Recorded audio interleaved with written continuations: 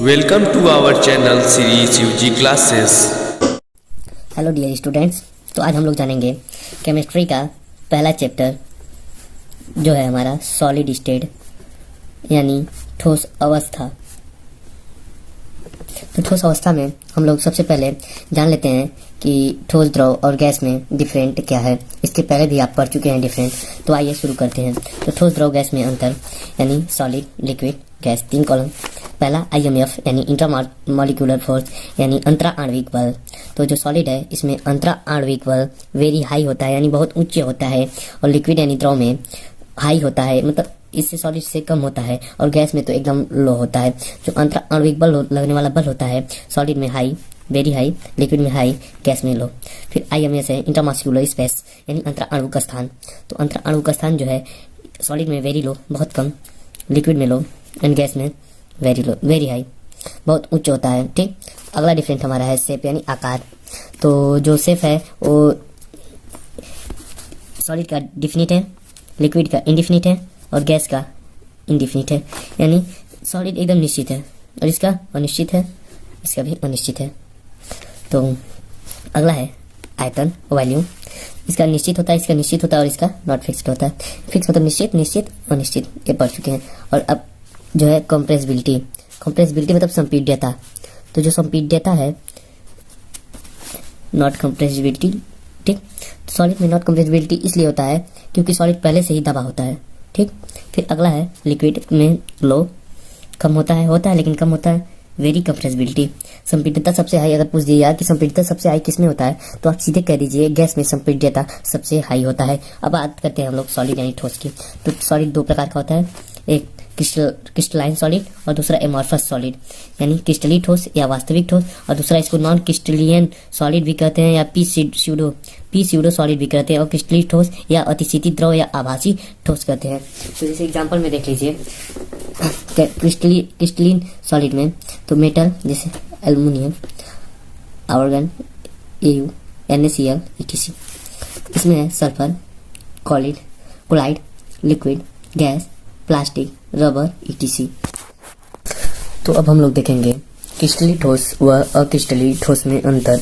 ठीक, तो 3 कॉलम बना लेंगे, एक में लिखेंगे गुण, एक में क्रिस्टली और एक में अक्रिस्टली।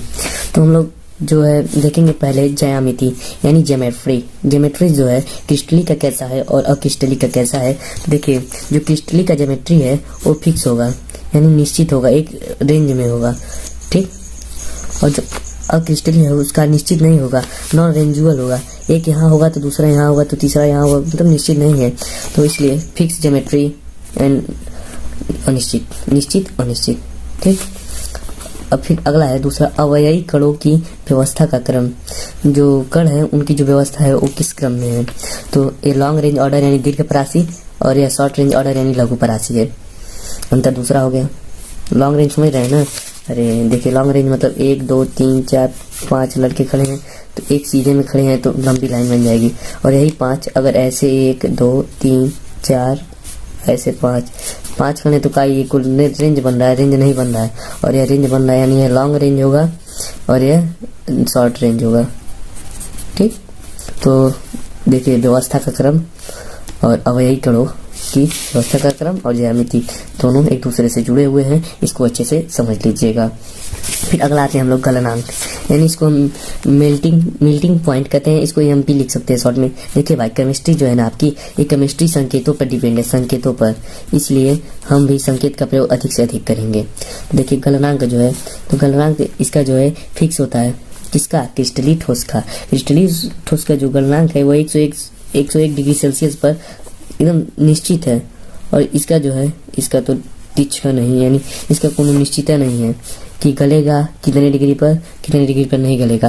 तो इसका जो गलनांक पॉइंट है वह 101 डिग्री पर निश्चित है, और इसका अनिश्चित है। इस जो अक्रिस्टली ठोस है, अक्रिस्टली ठोस में 100 से 200 डिग्री सेल्सियस के बीच में कहीं भी गल सकता है, इसलिए इसको हम निश्चित नहीं कहेंगे।